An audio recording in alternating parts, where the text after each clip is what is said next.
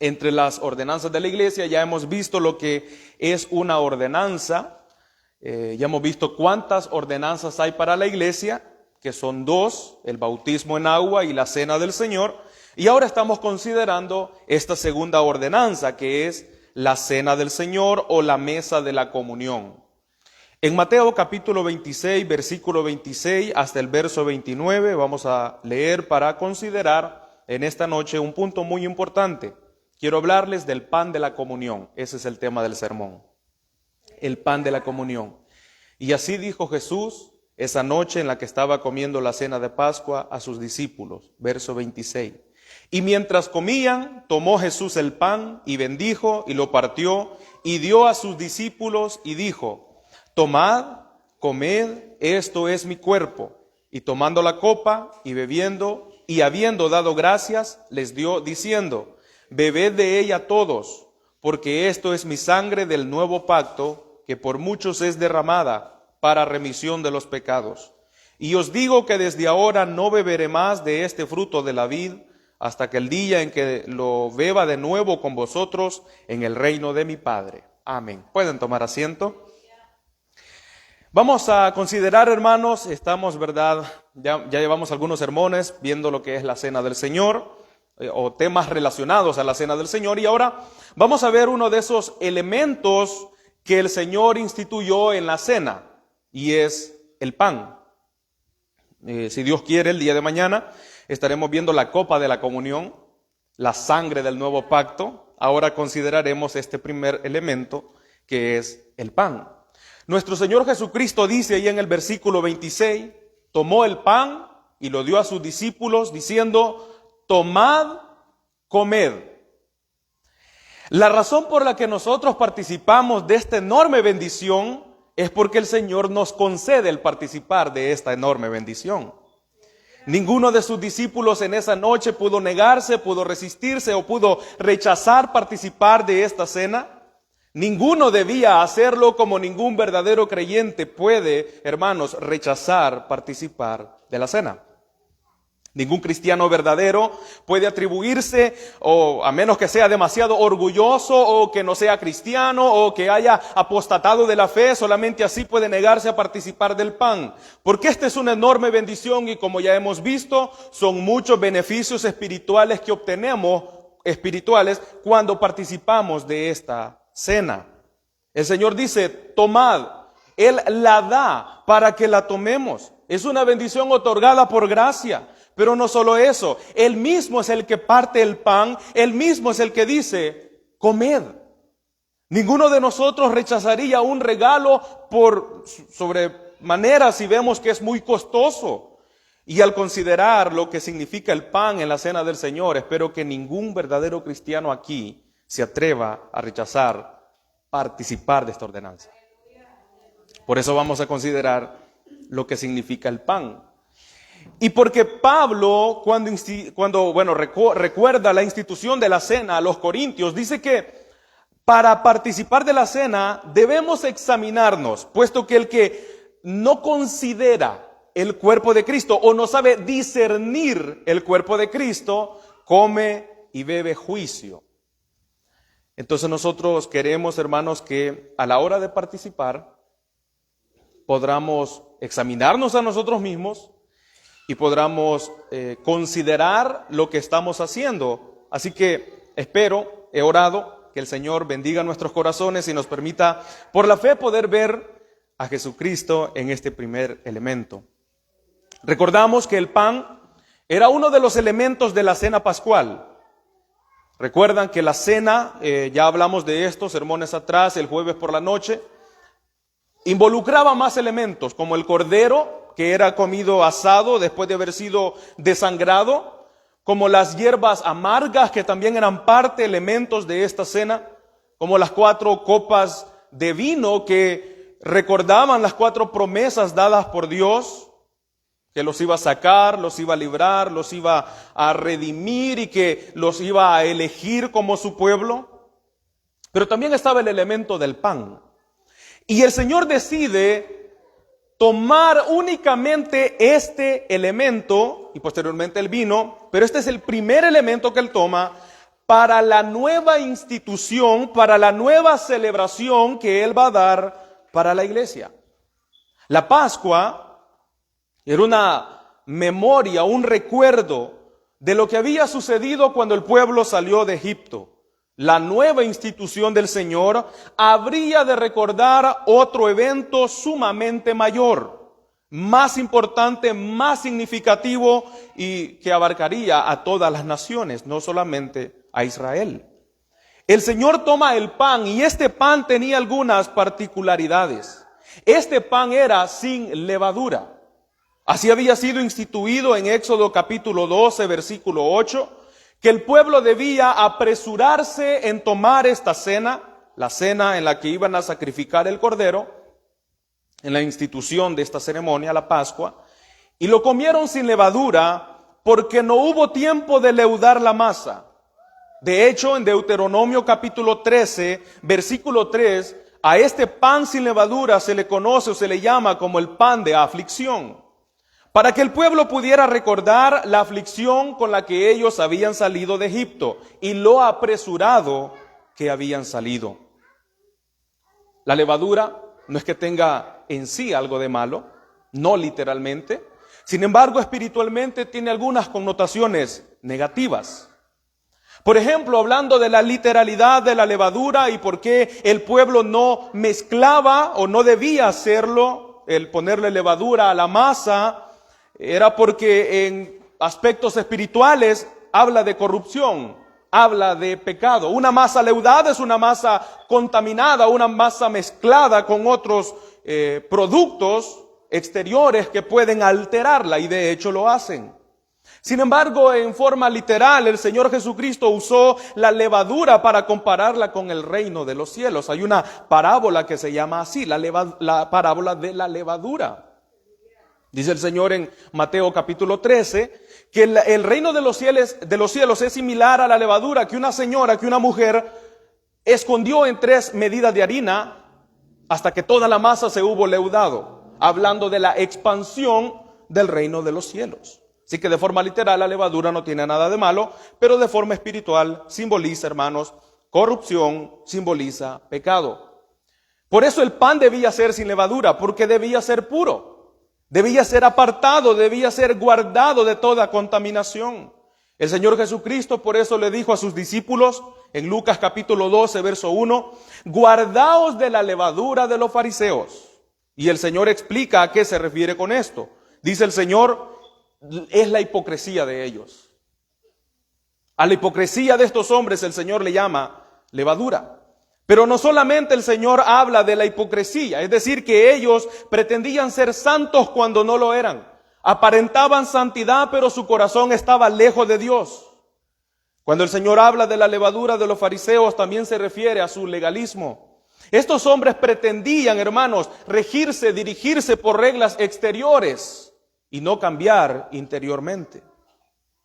Habla también del orgullo espiritual.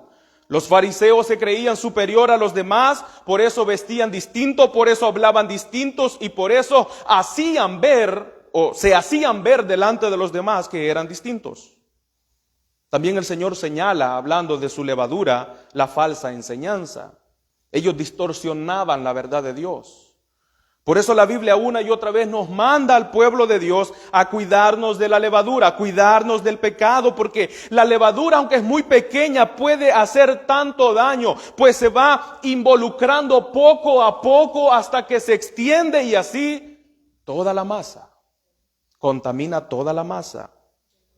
La hipocresía, el legalismo, el orgullo espiritual, la falsa enseñanza. Todo esto poco a poco se fue metiendo en la conducta de los fariseos y es muy posible que pueda también verse, hermanos, en la vida de los cristianos, en la vida de un cristiano. Por eso es que Pablo en 1 Corintios capítulo 5, versos 6 al 8 dice, no es buena vuestra jactancia.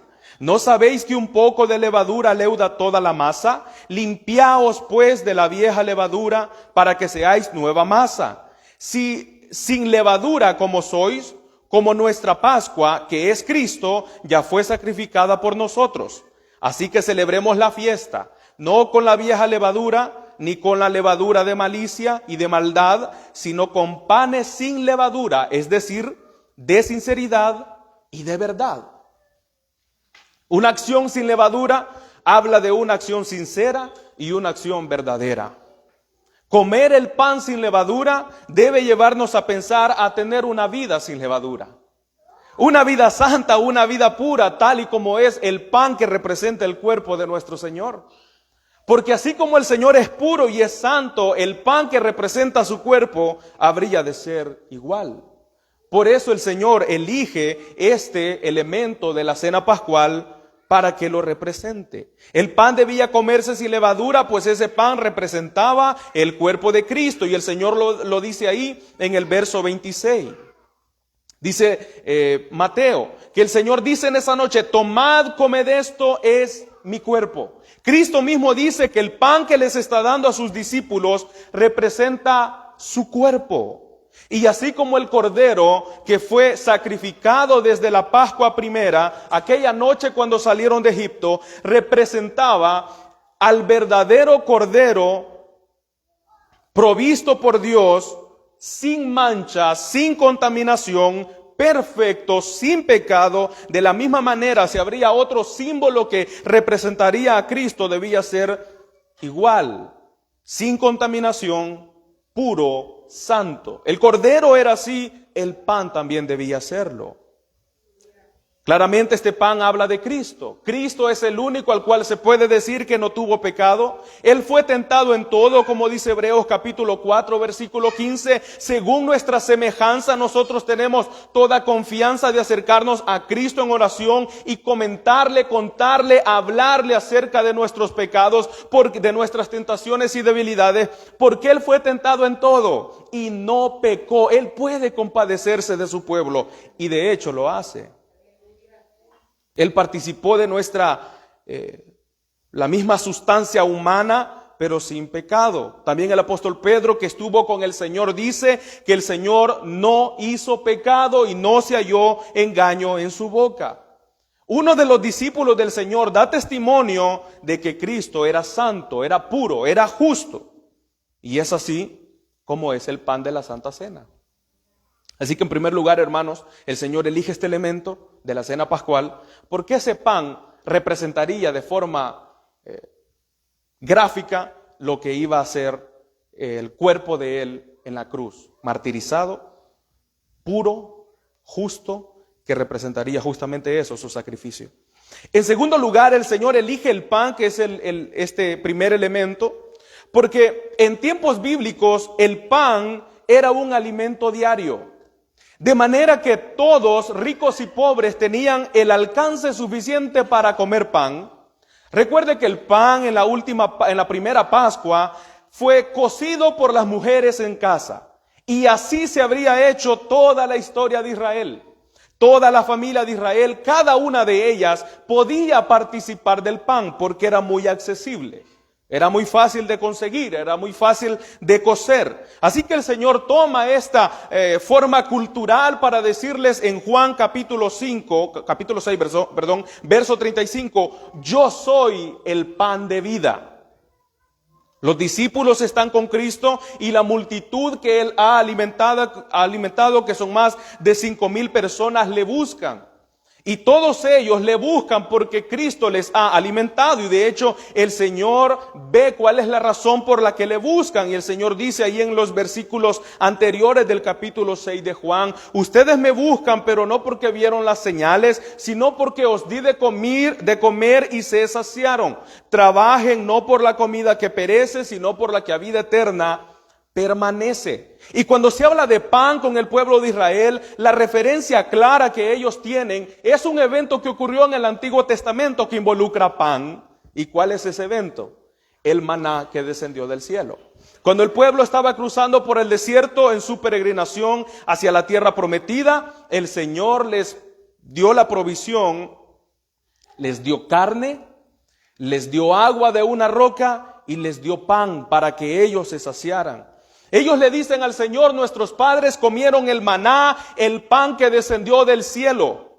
Jesús los corrige y le dice a Moisés, no les dio el pan del cielo. Dios les da el pan del cielo y es el pan que el Hijo del Hombre les dará, porque a este señaló Dios el Padre. Ellos le dicen entonces, danos siempre de ese pan. El Señor responde ahí en nuestro verso, en el verso 35, yo soy el pan de vida. El que a mí viene no tendrá hambre y el que en mí cree no tendrá sed jamás.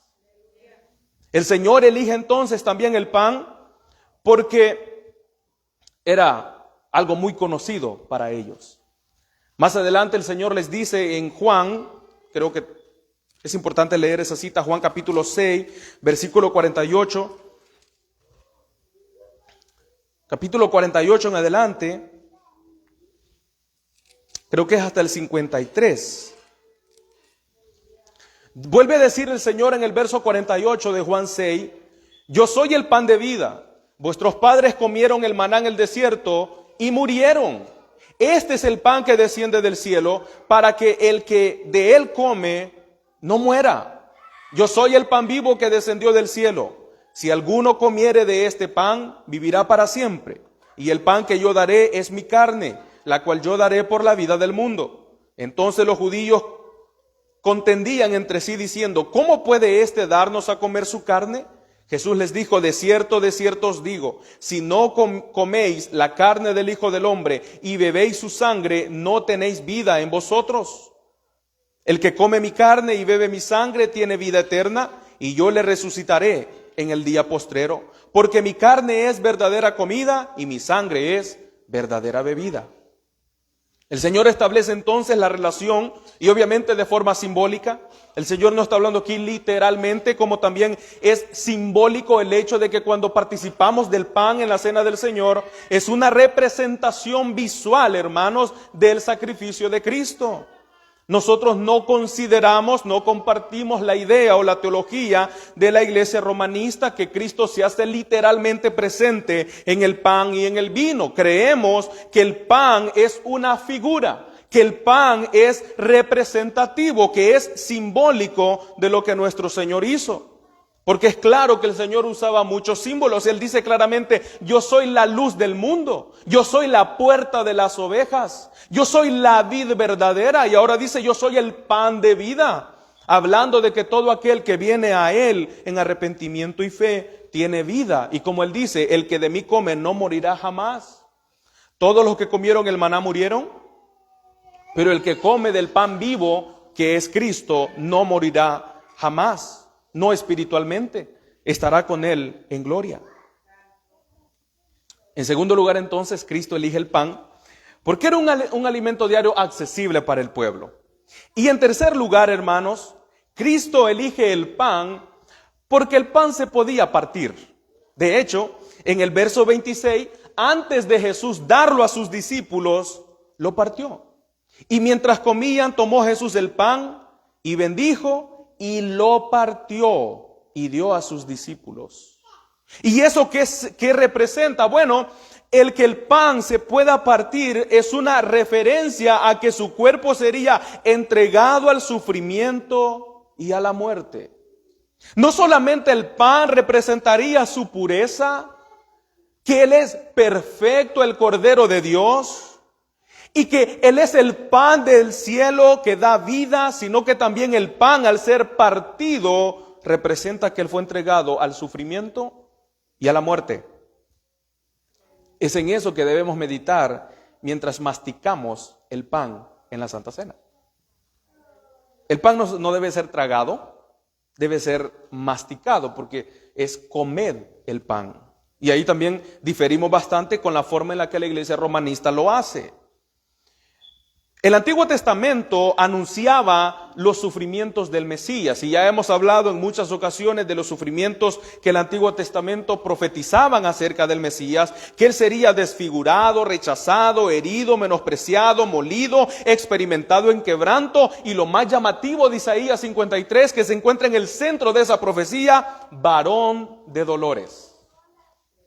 Él sería varón de dolores. Y solamente en estas dos palabras, varón de dolores, 3 palabras, 2 referencias, que nos enseñan que el que vendría a cumplir esta profecía sería un hombre de la raza humana, carne de nuestra carne, hueso de nuestros huesos, que entendería un gesto como rechazo, que sufriría la pérdida de un amigo, que sentiría cualquier dolor en su cuerpo, que amaría a los que estaban a su alrededor, características de un ser humano, que sentiría hambre como nosotros, que sentiría sed como nosotros, que se cansaría como nosotros, que necesitara dormir al igual que nosotros. Era igual que nosotros, era un hombre. La única excepción es que él no cometió pecado, pero era un hombre de carne y de hueso, y enfatizo eso una y otra vez, porque al llegar al sufrimiento de Cristo es importante recordar que su sufrimiento fue real. Como hombre, como ser humano, su sufrimiento fue real. Desde Génesis se anuncia que sería un hombre. Capítulo 3, versículo 15, la profecía, el evangelio en sus comienzos, que sería hijo de la mujer, descendencia de la mujer. Luego en Gálatas Pablo dice que cuando llegó el tiempo del cumplimiento, Jesús nacido de mujer, el que habría de cumplir la profecía del evangelio en Génesis capítulo 3 versículo 15 es Cristo. Y lo entendemos por la forma en la que Él sufrió. Mateo capítulo 27, versículo 27 al versículo 30.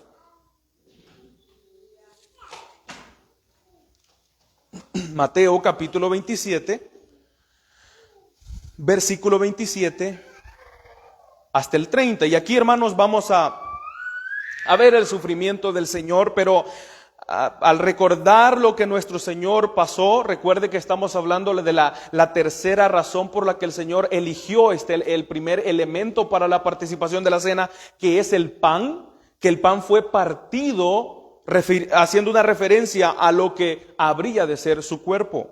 Ahora no estamos hablando que su cuerpo fue quebrado porque ninguno de sus huesos fue quebrado, porque la profecía decía así. Sin embargo, su cuerpo fue entregado al sufrimiento y a la muerte, experimentado en quebranto.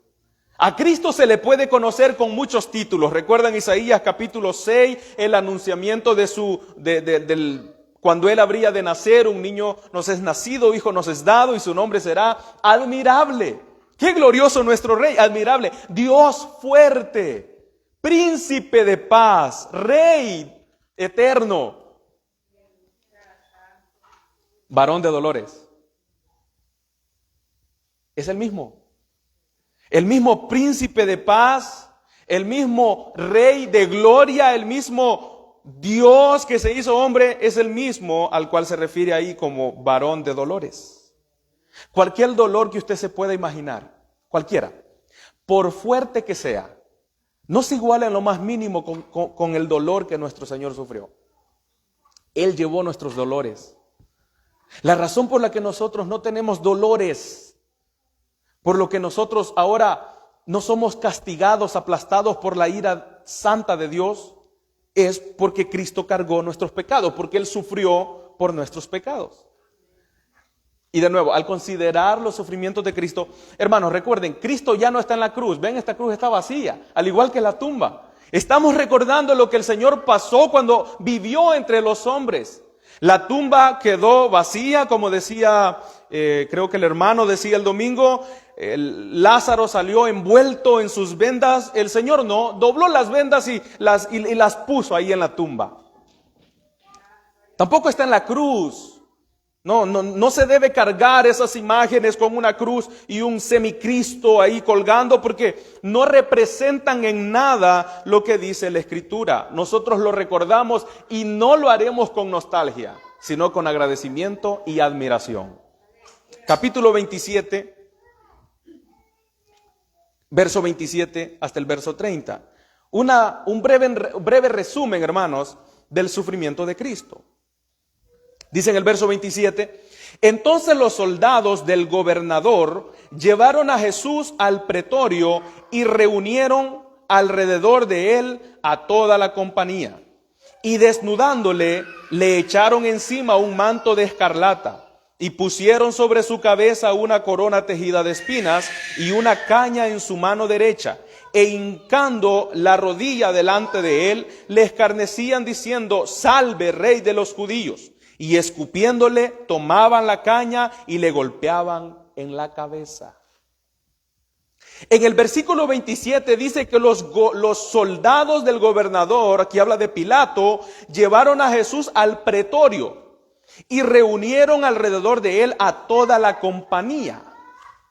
La compañía romana tenía alrededor de 600 soldados, y aunque es difícil que los 600 hubiesen estado allí convocados, muchos, cientos de los soldados de esta compañía estuvieron ahí, y Cristo en el centro. Y todo lo que ocurre del verso 27 al verso 30 son burlas y mofas a nuestro Señor. Lo trataron como si fuera un payaso. Lo trataron como si él no fuera nada. Lo trataron como solamente un romano podría tratar a un judío en esa época. En el verso 27 habla de lo que los soldados están haciendo, pero en el verso 26 dice que Pilato ya lo había azotado. Verso 26, entonces le soltó a Barrabás. Aquí ya la multitud había pedido que le soltaran a Barrabás en vez de Jesús. Y para calmar las ansias de sangre del pueblo, Pilato decide azotarlo. Y habiendo azotado a Jesús, le entregó para ser crucificado. Los soldados que están vigilando a Jesús para que nadie se acerque a consolarlo, a cuidarlo, a tratar de darle, no sé, alivio, a apoyarlo. Ellos están ahí cuidándolo, pero mientras eso pasa, ellos se burlan de Jesús. Y Jesús ahí ya ha sido azotado. ¿Y eso qué significa? Bueno, que él había azotado, había sido atado a un poste por las manos. Sus pies quedaron suspendidos en el suelo de tal manera que su cuerpo quedara estirado. 2 hombres, uno a cada lado, tenían mangos de madera de sus manos, en los cuales tenían amarrados tiras de piel. Al final de las tiras de piel habían pedazos de roca, hueso y metal que se habían afilado. Los soldados comenzaban a lacerar el cuerpo del individuo, del acusado, de forma excesiva. Su sangre sale por todo su cuerpo hasta que sus partes íntimas son visibles. Cristo ya había pasado por esto. Sus manos habían sido atados a un poste, había sido estirado hacia atrás, sus pies habían sido estirados a ambos lados, 2 verdugos con 2 azotes, látigos en sus manos. En las puntas tenían pedazos de roca, huesos y metales que habían sido afilados de tal manera que cuando el látigo pegara en la piel, no solamente pegara y rompiera, sino que arrancara pedazos de pieles de tal forma que las partes internas del cuerpo quedaran al descubierto. Y todo esto desnudo. Así que el cuerpo sangrentado de Jesús, aquel que delante de Pilato ha dicho que él es rey y que tiene un reino, no puede causarle más a los soldados romanos que burla y desprecio. Imaginémonos la escena. Los soldados conocían al César, a Tiberio César, que era el gobernador. Las monedas tenían la imagen del gobernador con una corona y con un cetro, porque era el gobernador. Y ahora está un acusado judío, sobre todo por el desprecio que los romanos le tenían a los judíos, un acusado judío que dice que es rey. Pero lo que ellos pueden ver no puede causarle otra cosa más que risas y desprecio. El cuerpo del Señor está desfigurado. Y no solo eso, su cara está inflamada, está hinchada por las abofeteadas que le han dado anteriormente. Su cara está llena de saliva por todos los escupitazos que le han dado, tanto los judíos como los romanos. Y ahora, ¿qué es causa de risa? Llaman a los demás soldados. El que dice que es rey está aquí. Llegan todos. Y dice el verso 27, reunieron alrededor de Jesús a toda la compañía. Ellos no sabían quién era Jesús, y era claro, ellos no lo entendían, no lo sabían. Si lo hubieran sabido, no hubieran hecho tal atrocidad. Pero le llamaba la atención que un hombre que diga ser rey ahora se encuentra bajo su jurisdicción y bajo su propia voluntad. Aquí los soldados romanos no tienen a quién darle cuenta en el pretorio. Ningún judío podía entrar para defender al Señor, porque ningún judío entraba, pues se podía contaminar y así no celebrar la Pascua. Ellos están solos, sin nadie a quien dar cuenta, ni siquiera a los romanos. Los soldados romanos pueden hacer lo que ellos quieren con el Señor en ese momento, que de hecho lo hacen. Y comienza la burla. Versículo 28. Lo primero que hacen dice que es, desnudándole, le echaron encima un manto de escarlata. Esto es terrible, porque después de azotarlo, los azotes que Pilato ya había mandado a darle, al Señor lo habían desnudado, lo habían dejado con solamente su túnica interior, pero luego lo habían vuelto a cubrir con sus mantos. Y usted sabe lo que es cuando la ropa se pega a una herida. Para el momento donde los soldados lo tienen en el centro, la ropa del Señor ya está cada vez más pegada a su cuerpo debido a la sangre brotando de él, y ahora se la quitan. Más que el dolor de que se pegue es de que sea arrancada. Y lo hicieron, dice en el verso 28, y desnudándole, le echaron encima un manto de escarlata. El manto de escarlata, más que representar lo que Jesús decía que era un rey, era un abrigo que alguno de los soldados romanos había olvidado o prestó en la ocasión, pues era un manto que ellos usaban para mantenerse calientes. Era más áspero y mucho más pesado. Y ya que este individuo dice ser rey, lo vestiremos como rey. Pues en el verso 28, 29 dice que le pusieron sobre su cabeza le pusieron una corona tejida de espinas. Él es rey, le vestiremos como rey. Lo desnudan, le ponen el manto escarlata y le ponen una corona de espinas. Posiblemente le hicieron fuerza para que pudiera encajar en la cabeza del Señor, y no se sabe, hermanos, cuál fue estas ramas que usaron, pero lo que sí la Biblia dice es que tenían espinas, y mientras las espinas se incrustaban en su frente, ver los chorros de sangre del rostro del Señor mezclándose con la demás sangre de su cuerpo. En ellos no había piedad. No había ningún respeto, porque ellos habían sido entrenados para eso. Si uno de ellos hubiera desistido a lastimar a un hombre así, ellos estaban en un trabajo equivocado. Ellos habían sido entrenados para matar. Así que lo que ellos están haciendo es cruel, pero fue lo que le hicieron al Señor. Le ponen la corona de espina, pero no solo eso, le dan también una caña en su mano derecha. La mano derecha representa autoridad, y la caña era un tipo de cetro que usaban los reyes. Él es rey, le vestiremos como rey, le pondremos la corona, no la corona que aparece en la moneda del César, una corona esplendorosa de rey. No, le pondremos una corona pero de espinas, burlándose de su autoridad. Él necesita un cetro para ser rey, le daremos una caña para que él sea rey. Ahí en el versículo 28, 29. Y pusieron sobre su cabeza una corona tejida de espinas y una caña en su mano derecha. E hincando la rodilla delante de él, le escarnecían diciendo: salve, rey de los judíos. Él es rey, pues nos vamos a postrar delante del rey. Y toda la compañía de los soldados dobló una rodilla y decían: salve al rey de los judíos. La palabra salve habla de viva el rey de los judíos. Y el Señor ensangrentado, sufriendo los dolores del martirio por los pecados de los que lo estaban azotando. Pero no termina ahí.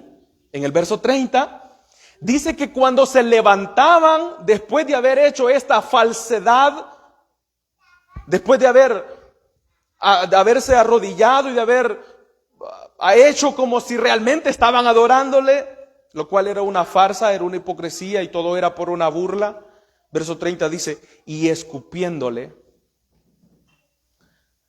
Parece que el mundo se puso de acuerdo en esa semana a escupir al Rey de Gloria. No hay una forma más indigna de tratar a otro ser humano que escupiéndolo y hacerlo en el rostro.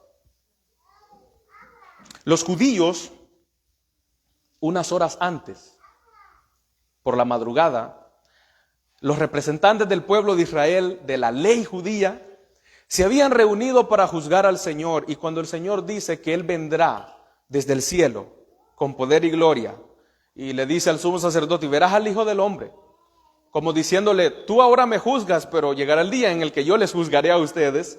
Cuando el Señor hace esa proclamación de que Él es el Hijo de Dios, le escupieron.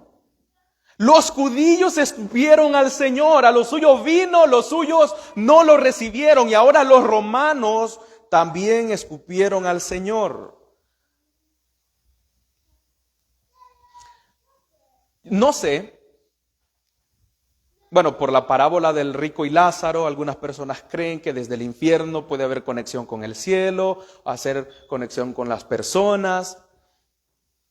Pero si todos estos hombres pudieran darse cuenta de a quién estaban escupiendo, se arrepentirían de haberlo hecho. El castigo que les tocará es cruel,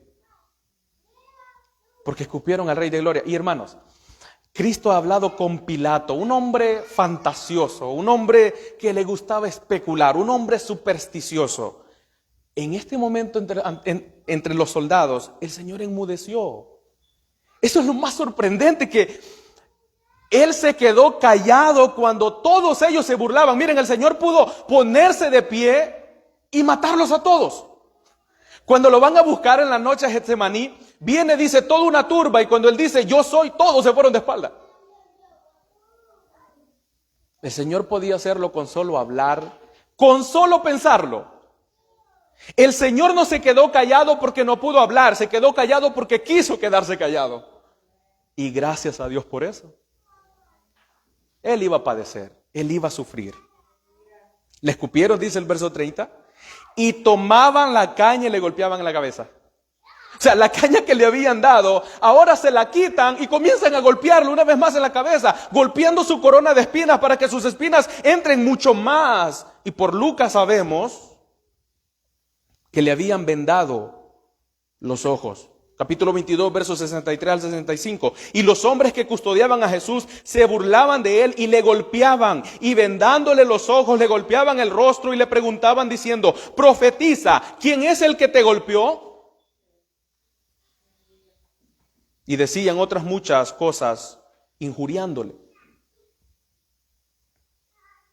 Mateo detiene ahí la historia y inmediatamente Mateo pasa a la crucifixión. Es como si los evangelistas no pudieron soportar más lo que estaban contando y rápidamente pasaron. De hecho, hermanos, no tenemos detalles de la crucifixión. Solo sabemos que el Señor fue crucificado. Y los evangelios no cuentan así detalle a detalle como si lo hacen con otras historias de cómo fue, hermanos, el proceso en el que Cristo fue crucificado. Al reunir información de los evangelios, podemos darnos cuenta de lo que ocurrió, porque después de que ellos lo están golpeando, una vez más Pilato sale. O sea, Pilato fue cómplice todo el tiempo de lo que estaba ocurriendo. Juan capítulo 19, verso 4 al 6. Entonces Pilato salió otra vez y les dijo al pueblo: mirad, os lo traigo fuera, Jesús ya vestido con la túnica y con la corona de espinas, para que entendáis que ningún delito hallo en él. Y salió Jesús llevando la corona de espinas y el manto de púrpura, y Pilato le dijo: he aquí el hombre. Cuando le vieron los principales sacerdotes y los alguaciles, dieron voces diciendo: crucifícale, crucifícale. Pilato les dijo: tómele vosotros y crucificadle, porque yo no hallo ningún delito en él. Ya en muchas ocasiones Pilato había dicho: este hombre es justo, este hombre es inocente, no le hace ningún daño ni al imperio romano y mucho menos a la ley judía. Pero los sacerdotes y la multitud pidieron que le crucificara. Era tanto el odio que le tenían al Señor. ¿Usted se imagina el Rey de Gloria bajar, hacerse hombre? Ese es un gran misterio, hermanos. Se hizo hombre, vino al pueblo que Él eligió por pura gracia, y fue su pueblo el que lo crucificó. Pedro les puede decir a los judíos en Hechos capítulo 2, ustedes mataron al Rey de Gloria. Fueron los romanos, sí, pero quien pidió la crucifixión fueron los judíos. Fue su mismo pueblo. Fueron los líderes religiosos. Luego entonces pasa, después de que ellos piden la crucifixión, pasan al momento de la crucifixión, que de nuevo, no hay mucho detalle de eso, pero de ahí del verso 35 de Mateo, capítulo 27, del verso 35 en adelante, Mateo hace como un recuento breve de lo que ocurrió. Dice en el verso 35, cuando lo hubieron crucificado, es todo lo que dice, o sea, le crucificaron y ya. Verso 35, cuando lo hubieron crucificado, repartieron entre sí sus vestidos, echando suertes, para que se cumpliese lo dicho por el profeta, partieron entre sí mis vestidos y sobre mi ropa echaron suertes. Y sentados le guardaban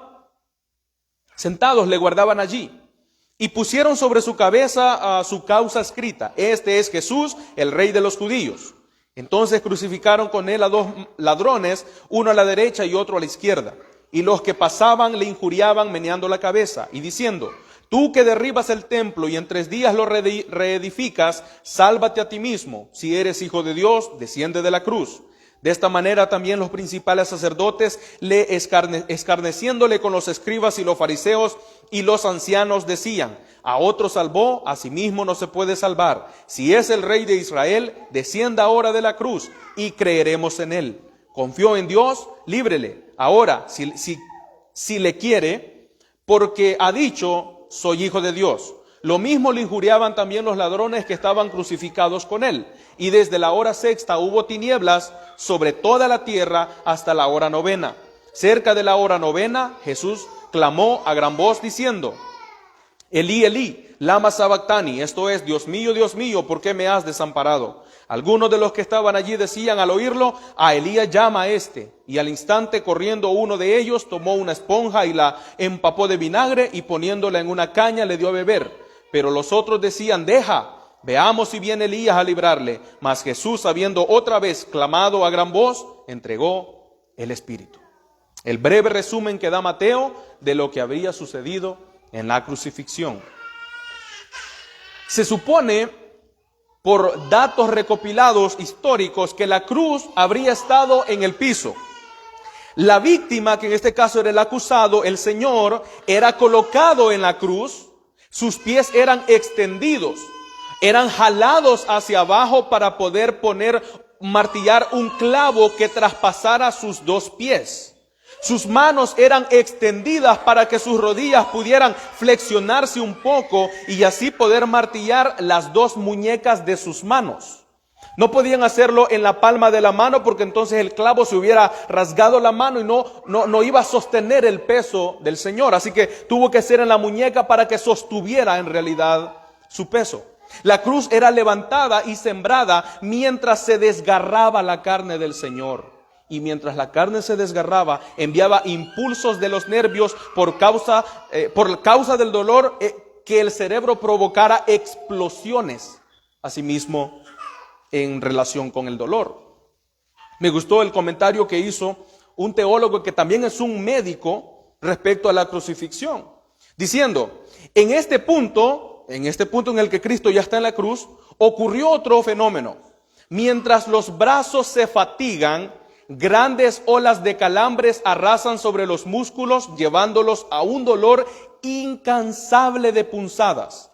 Con estos calambres viene la incapacidad de empujarse a sí mismo hacia adelante.